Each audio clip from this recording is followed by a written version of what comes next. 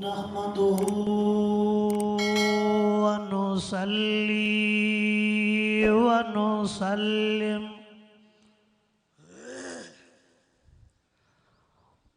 नुसल्लिम अला रसूलिल करीम।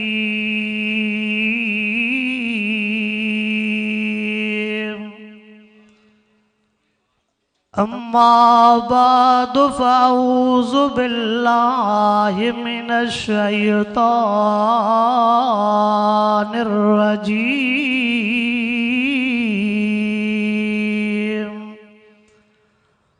बिस्मिल्लाहिर रहमानिर रहीम।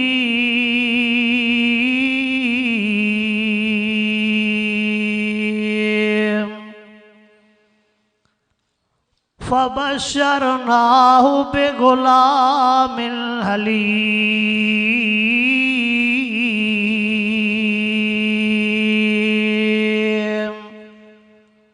वफ़ी मक़ामिल आख़र फ़सयकफ़ीकहुमुल्लाहु व हुवस समीउल अलीम।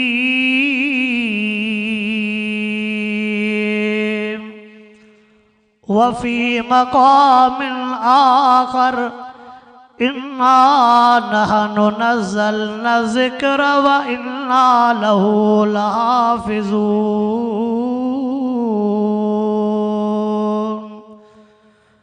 इन्नल्लाह व मलाइकतहु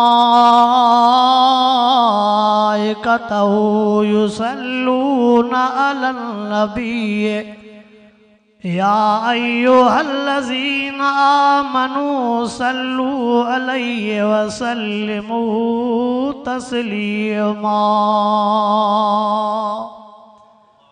सभी साथी बुलंद आवाज़ से दुरूद शरीफ पढ़ो।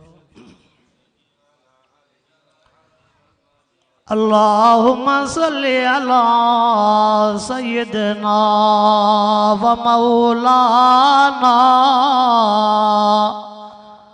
मुहम्मदिन व अला आलिहि व अस्हाबिहि व अज़वाजिहि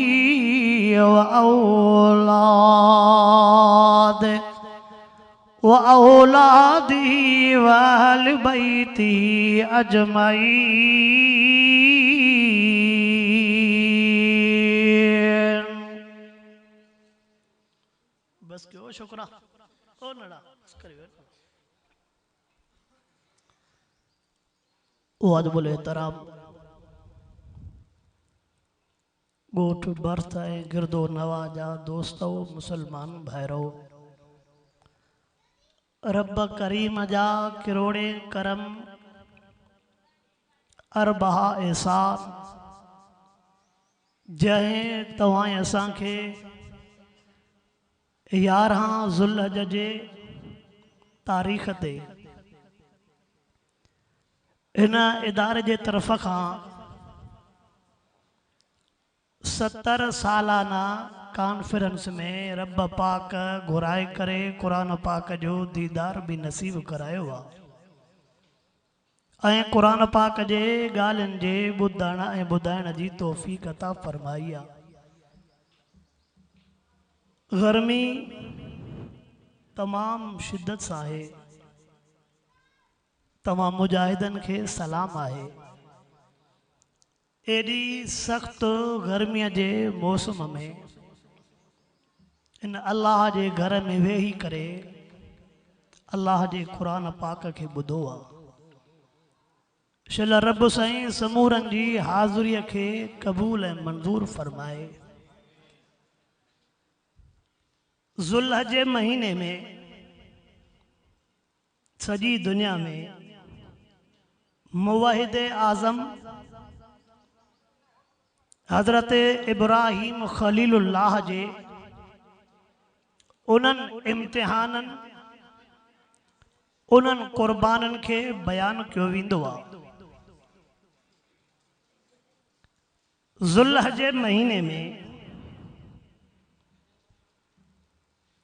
महबूब मुस्तफ़ा करीम सल्लल्लाहु अलैहि वसल्लम जे 3 खलीफ़े ज़िन्नूरैन ज़ुल हिजरतैन सोने उस्मान गनी रज़ी अल्लाह ताला अन्हु जे शहादतन ऐं उन जे सखावत ऐं उन जे तिलावत ऐं उन जा गुण जर जंग बयान कया वेंदा आहिनि।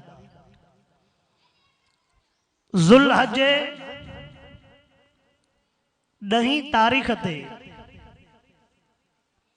इमाम इनकलाब कायदे मिल्लत इस्लामिया हज़रत मौलाना फज़लुर रहमान साहब दामत बरकात मुल्ला आलिया जंजी विलादत भी है। ज़ुल्हज जो महीनो इब्राहिम अलैहिस्सलातु वस्सलाम जे सुन्नत के जिंदह करण जो नालो आ। कहीं बुजुर्ग अजीब जुमला चया। दुम्बो कोहणो इब्राहिम नबी जी सुन्नत या दिल मो नफ़रतूं ख़त्म करणो नफ़रतूं कोहणो मिठड़े मोहम्मद जी सुन्नत या। थोड़ो ॻाल्हायो ता सुबह को वठी न ॻाल्हायो आ। मां भी जो 10:15 खां वठी करे गर्मी में कढ़ियो आ कसरा तहां ॿियनि मां निकिरंदियूं। जलसे वारनि खे चइबो तो वरी मथे साल कोन घुराईंदा। मां सम्झां थो अवान सुबह 10:15 खां वठी करे 3:15 ताईं कुर्बानी ते इन जो बि नालो आहे न। माना ज़ुल्हज में मुंहिंजो भी हिसो थियो कि न थियो? ॻाल्हायो न ॻाल्हायो? बेशक साईं सही था चओ बेशक। हा साईं। ज़ुल्हज महीने में 10 तारीख़ ते 15वीं सदीअ जे हिकिड़े वॾे मुजाहिद इराक जे सदर मुजाहिद सदर सद्दाम के भी फांसी ॾिनी वई। काफ़िरनि असां मुसलमाननि खे इहो पैगाम ॾिनो त जेको असांजे साम्हूं ईंदो फांसीअ चढ़ंदो वेंदो। छा पैगाम ॾिनऊं? जेको असां मुसलमाननि जे साम्हूं ईंदो जेको असांजे साम्हूं टक्कर खाईंदो उहो फांसीअ ते। पर उन्हनि खे इहा ख़बर न हुई त मौलाना फज़लुर रहमान जी विलादत ई जॾहिं कुर्बानी वारे ॾिहाड़े ते आहे हुनजो जिस्म ई कुर्बानीअ जे लाइ ठहियो आहे। अवा हुनजो जिस्म ई कुर्बानीअ जे लाइ ठहियो आहे। ऐं तव्हां असां खां बि कुर्बानी घुरी अथव। कहिड़ी? 13 अगस्त वारी। कहिड़ी कुर्बानी घुरी अथऊं? 13 अगस्त परे आ पर हाणे पाण दानश्वर थी विया आहियूं। साईं ॾींहं जेकॾहिं अगर मगर अॻे पोइ कनि हा त पोइ त साईं सभु हलूं हा। ट्रैक्टर ट्रालियूं काहे बर्थन मां लॾे बि हलूं हा। ॻाल्हायो थोरो।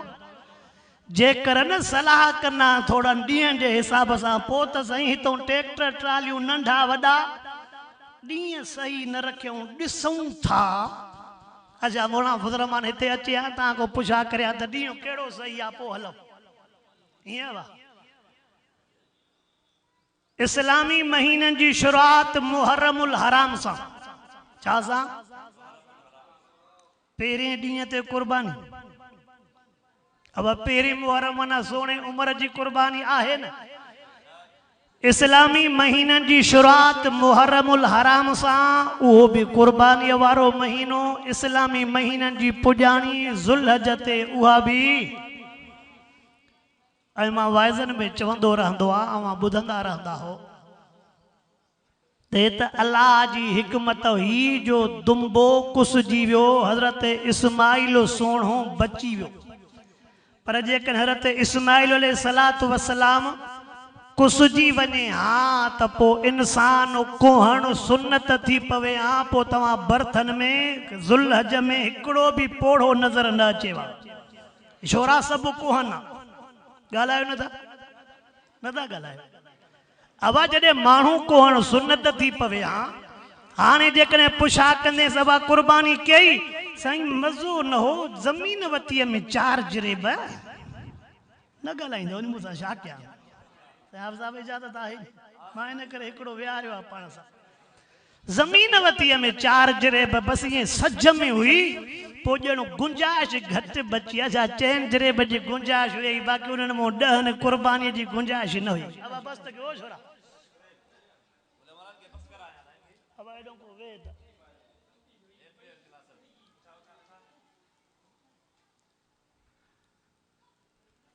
आवाज़ खबर से सुल्तानपुर में सज में एकड़ा दुकान अची विया बस तो ये लाइन सीधी के में पोसे मुनासिब पैसा न बचा दुकानन जी लाइन सीधी थी वही पर 10,000 वाली गुंजाइश गालायो न जाने मा जा के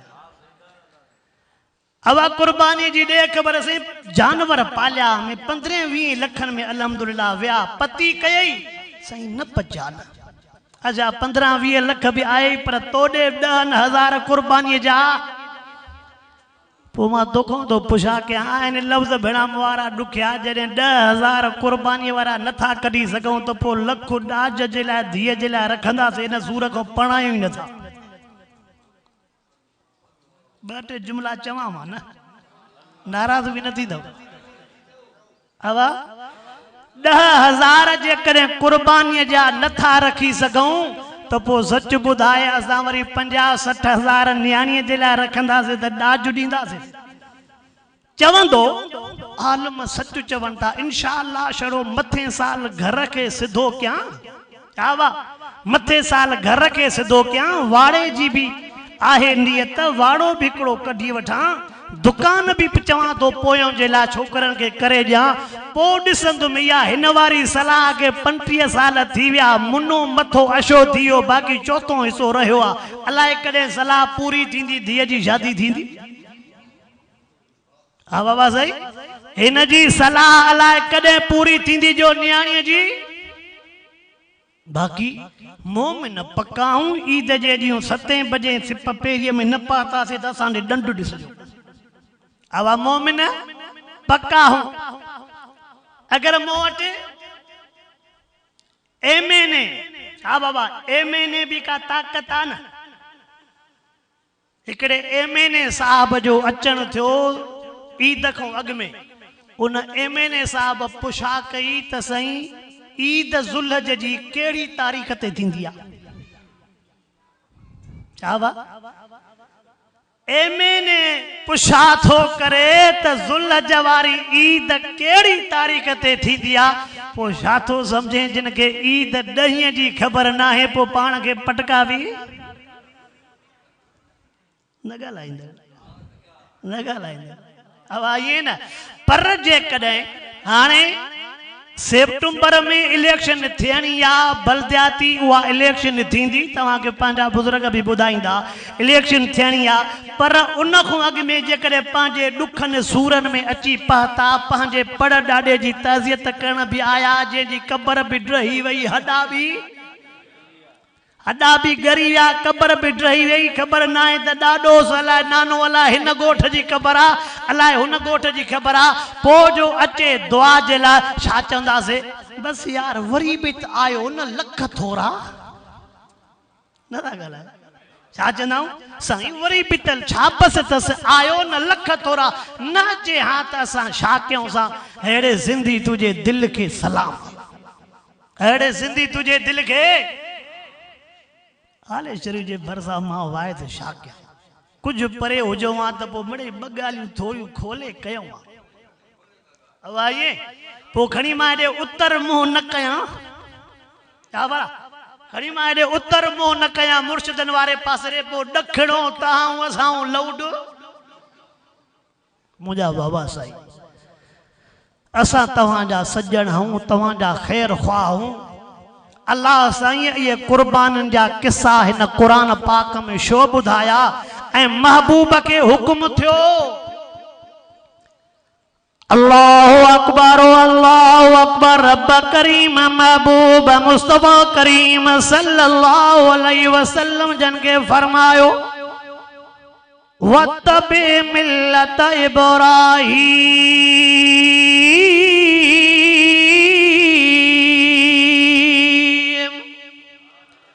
ओ मुझा मोहम्मद करीम जी और रब्बे करीम इब्राहिम नबी तुझे ॾाॾंग में आ मां रब जो हुक्म थी पंहिंजे ॾाॾे जे मिलत जी ताबेदारी कजाए वतबे मिलत इब्राहिम महबूब तू ॾाॾंग जी पैरवी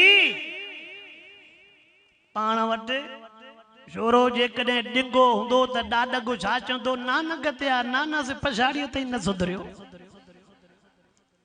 दादा चओ वरी नानक छा चवंदो ॾाढो पोड़ो थियुसि जंगा न पियूं कमु कनि त बि सटी पासी हलंदी न हुयसि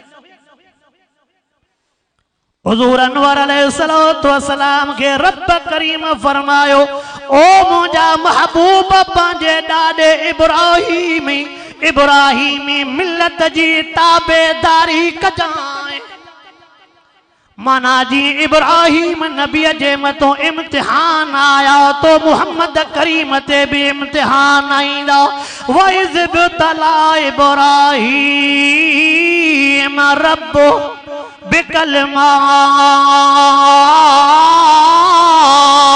बिकलमात शामे बीठो अल्लाह फरमायो ओ मुंहिंजा महबूब मुहम्मद करीम तुझे ॾाॾे इब्राहीम नबी ते इम्तिहान आया फातमहुल समूरल इम्तिहानन में नंबर खणी वियो समूरन इम्तिहान में मां तोखों तो पुछा कया इब्राहीम नबी जो दीन जे करे अबो भी मुखालिफ शामिल लिखियो पियो छा तो चवेस मां उन तफसील में नथो वञो इब्राहीम नबी पहिरियों पंहिंजे अम्मा सां मुनाज़रो तो करे शॉर्टकट ॿुधाईंदो हला ओ मुंहिंजी अम्मा या उम्मी मर रब्बु के मुंहिंजी अमड़ तुंहिंजो रब केरा अम्मा थी चवेस रब्बी अबू का मुंहिंजो रब तुंहिंजो अबो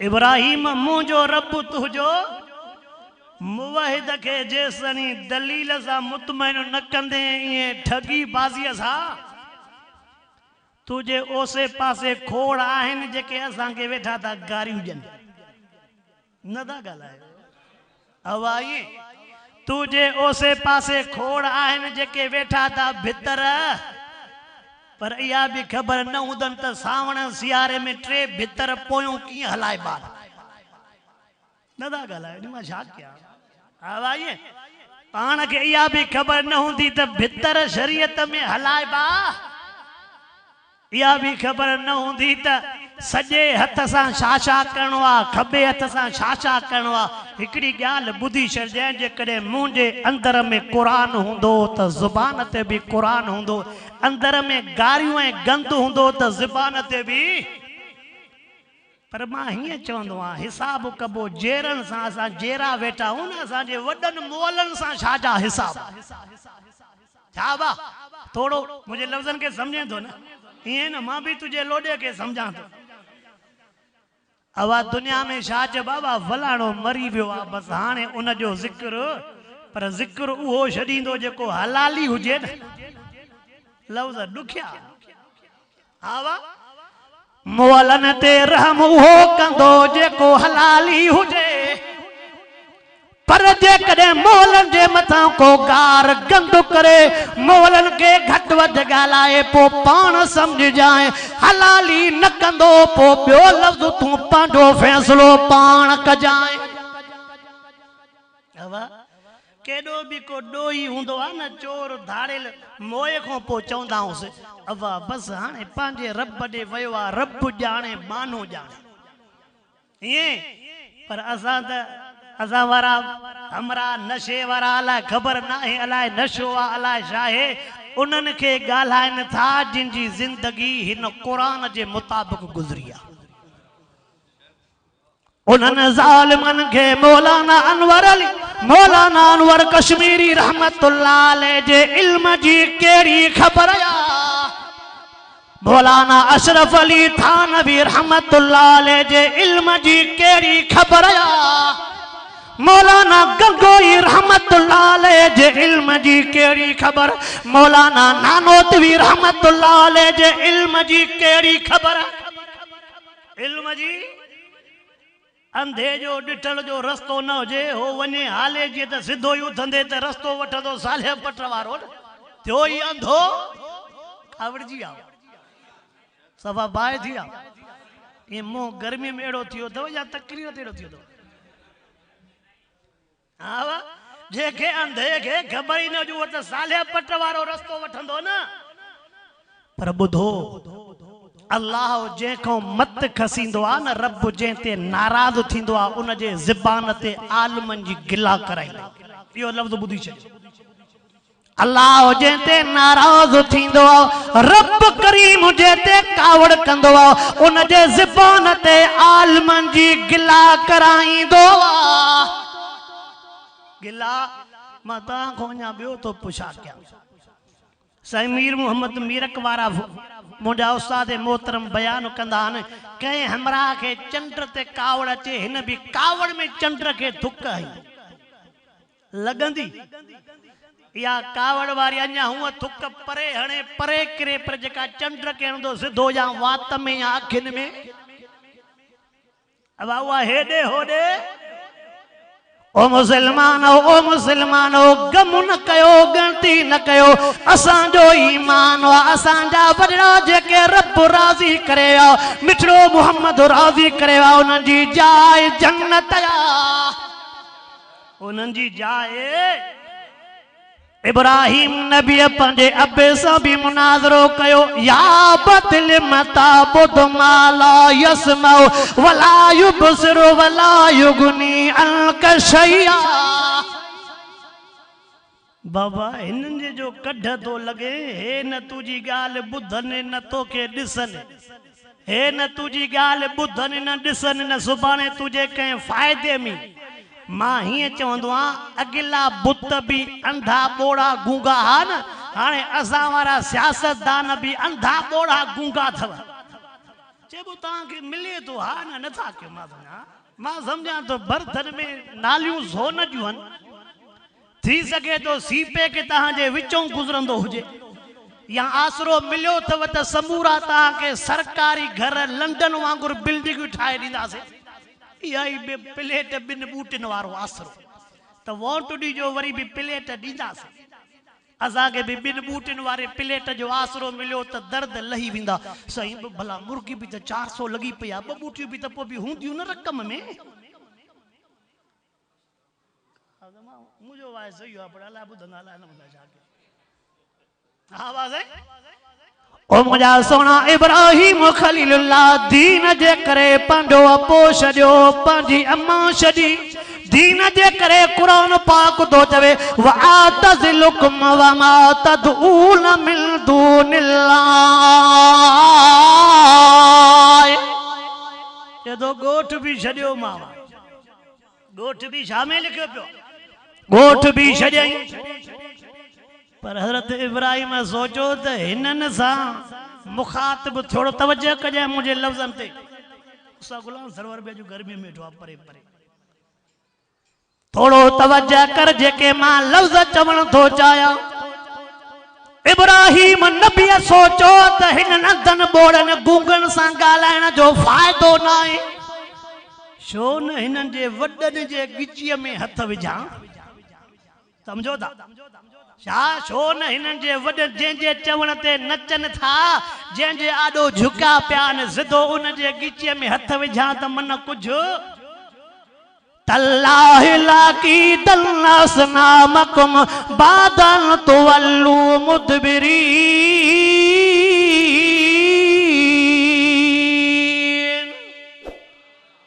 हाणे ख़बर पवंदी तव्हां असांजे वॾनि जी। इब्राहिम नबीअ जे सुन्नत ते अमल कंदे मौलाना फज़लुर रहमान चयो त हिननि अंधनि ॿोड़नि सां छा ॻाल्हायां मां बि हिननि जे वॾनि जे गिचीअ में ॻाल्हायो नथा। हा हुन बि ऐलान जंग कयो वॾे जे गिचीअ में हथ विझण जे लाइ क़ाइदे जमियत बि चयो हिन सां ॻाल्हाइण जो को फ़ाइदो ई न आहे हिन सां ॻाल्हाइण जो को फ़ाइदो ई न आहे। हिकिड़े अजीब जुमला चया चे उन माण्हूअ मां तव्हां कहिड़ी उमेद रखो था जेके ॿ ॿार बि ज़ाल खे ॾेई छड़ो कुता काहे हलियो आयो। छा वा ॿ ॿार ज़ाल खे ॾेई पाण कुता काहे हलियो आयो जे ॿ ॿार न संभालिया उहो असांजो मुल्क संभालींदो।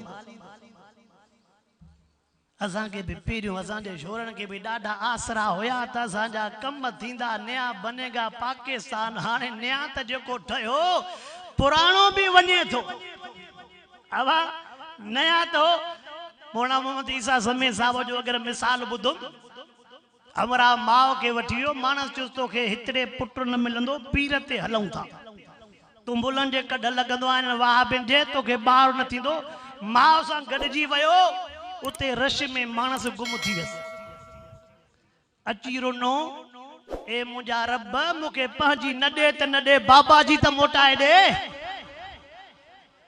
हा पाण वारी जो खैर आ बाबा जी त असां के ज़ालिम नऊ न खपे पुराणो त मोटाए दे सही अचो असां के नऊ न खपे पुराणो त पो जडे वडन जे गिचन में हथ पया त पो हमराहन जी निंड भी गुणा फजरमान साहब भी नंढन के छडे जने वडन जे गिचन में हथ विधा त पो निंड भी हावा पो जडे वडन जे गिचन में हथ पवंदा निंड फिटंदी त पो जेको हथ विझण वारो आ उन टेम ते ब शयूं ज़ाहिर थियूं वडन चयो हर को साड़ियो सही अची विया न मां घणो टेम न वरदुम मां इन जे करे दोस्तन के चवां पो अज रात आहे नवाब शाह जे पासे जे काथे नवाब शाह माना ये समझो तो गुलाम बंदो न खुदा पुजंदो ॿियो छा चवा अब गुलाम बंद जे भरसा बस जड़ो 5 मिनटन जो पदो ॿियो छा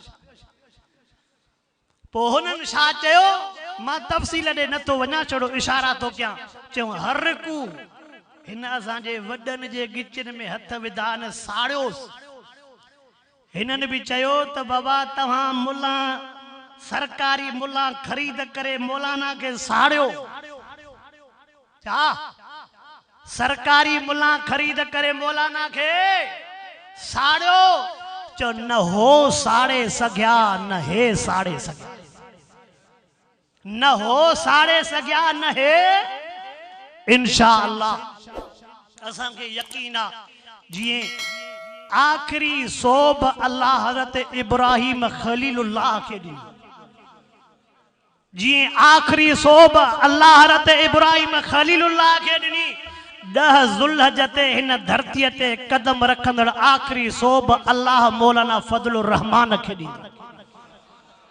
पर निमरूदन सा मुकाबलो त कबो न ये सही सहूलत आहे जेकॾहिं को पोड़ो नबी हली सके भला हाणे पोड़प में घोड़ घणो थियो जेको भी करणो हुयो बना भी ज़ोरे जेके सोड़ा हुयव ज़ोरे छॾियव सिंधी सम्झंदा बना भी जेके सोड़ा हुयव ज़ोरे छॾियव जेके भी लोड़ा लताड़ा हुयव लताड़े छॾियव घर भी जेके वधाड़ा हुयव वधाए छॾियव खाता भी जेके मटाइणा हुयव मटाए छॾियव बकरियूं मीहूं जेके कढाइणियूं हुयव हितों जी ॻाल्हि नथो कयां मथां ताईं चिड़ंदा वञो सब जेके भी उम्मीदा हुयव ऐं जेका आसरो हुयव त शोरन के न पढ़ाईंदासीं उहे भी डटके बीठा हो धीअ न उथारींदासीं उहे भी डटके बीठा हो भेनरुनि खे त न ॾियण जो कसम कबर में ताईं हलंदो पियो अब भेनरुनि खे न ॾियण वारो कसम त कबर ताईं हलंदो पो अवल त निकरन पोड़ा इंशाअल्लाह हरत हाय हाय अमर बिन जमू जड़ो माज़ूर भी त मैदान ते निकरी पियो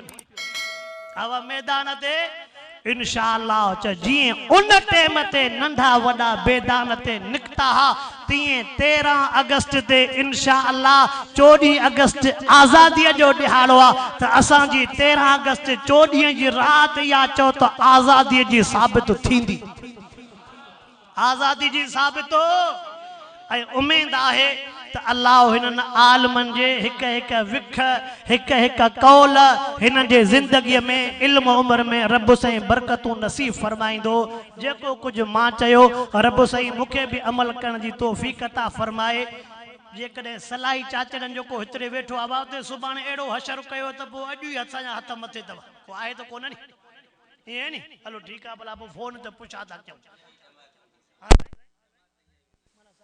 सन्नी साउंड पनवागिल अब्दुल हादी एंड फरमान अली रियाज अहमद 0300 31 03 0300 33 14 011